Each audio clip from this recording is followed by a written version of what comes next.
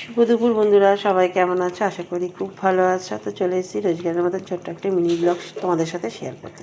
তো দেখো আজকে কী রান্না করছি। এখানে আজকে রান্না করছি চিকেনের মেটে জিরা কচকচি যেগুলো আমরা বলি, আর গলা। এটা একদম আলু দিয়ে করেছি, মাখা করেছি। এটা গেল। তারপর এখানটা দেখো ইলিশ মাছের মাথা দিয়ে আমি আলু বেগুন সিম দিয়ে চচ্চড়ি করেছি। আর এখানটায় চিকেনের স্যুপ করেছি। চিকেনের স্যুপটা আমি কীভাবে করলাম সেটা আমি তোমাদেরকে পরে দেখিয়ে দেবো।